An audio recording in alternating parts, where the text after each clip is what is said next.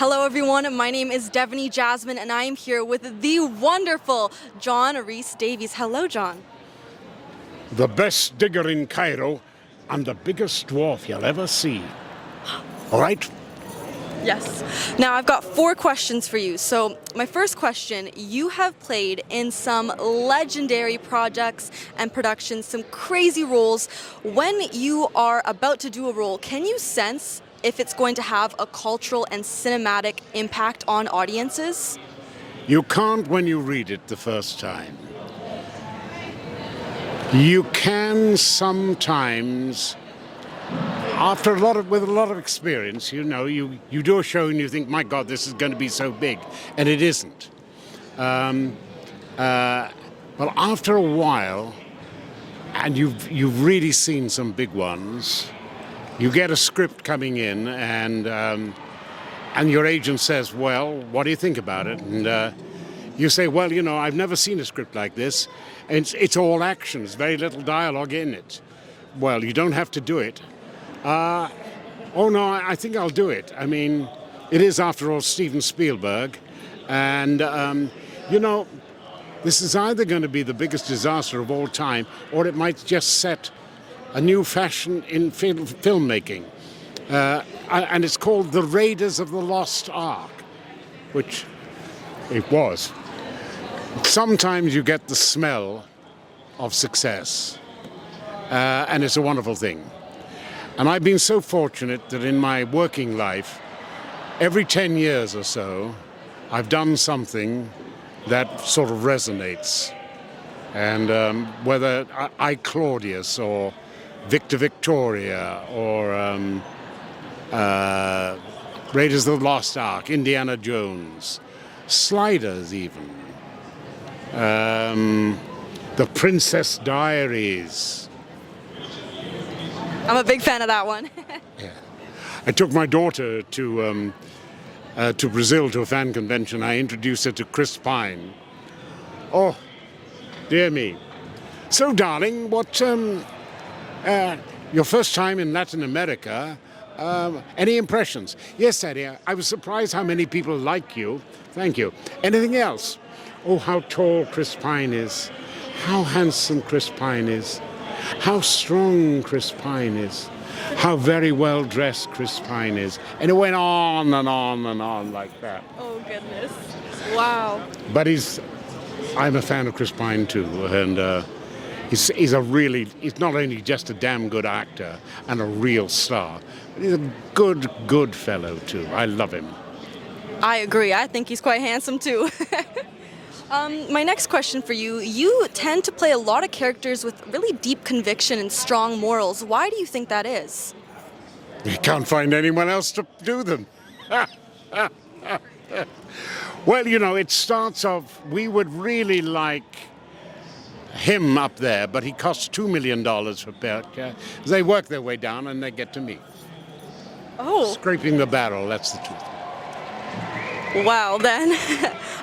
My next question for you, what role, because you've done so many, has had the most personal impact on you?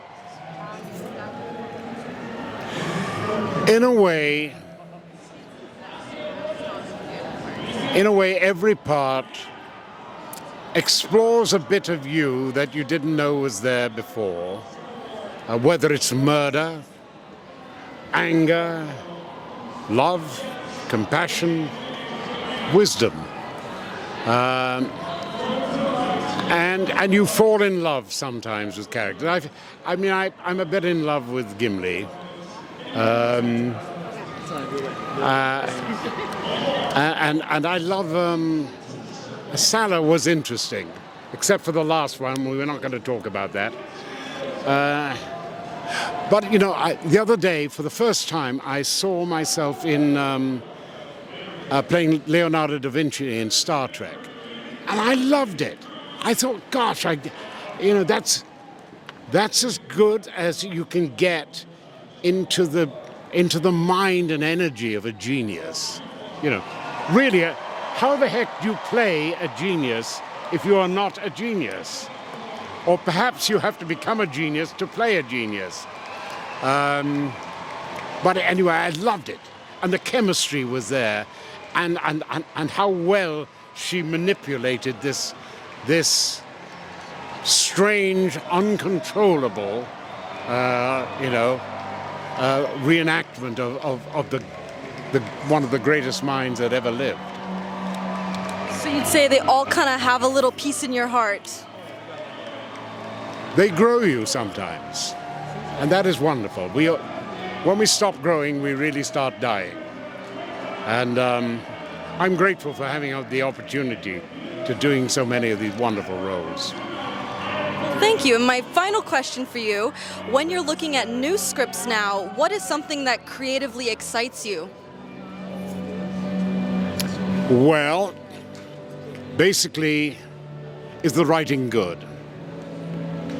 Is there anything that I can do with this part that makes it go further? Is it a part I played before, and did I get it right before? And if I didn't, then I'm tempted to say, you know what, I failed in that one. But with this, I could actually take a little bit in a different direction, see whether that works. It's always, I love it, that sense of the possibility of creation. I don't really, sometimes you have to do a part the way the director wants it because you're doing somebody a favor, he's a friend, you need to fill in or something like that, and you do it. But the most interesting ones are ones where you look at and say, I've never played this before, and I really don't know how to play it.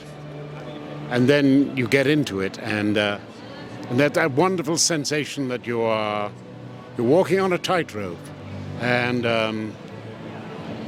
the great thing about walking on a tightrope is you must not be afraid of falling. Wow, that was lovely. Thank you. Well, that is all my questions for you today. Thank you very much for your time, Jon. Splendid. Now, I trust that you will watch this young woman as she plunders her way through the lives and successes and failures of every single mortal that you can get in touch with. This woman will totally screw up your life, too. Thank you so much. Oh, thank you. That was lovely.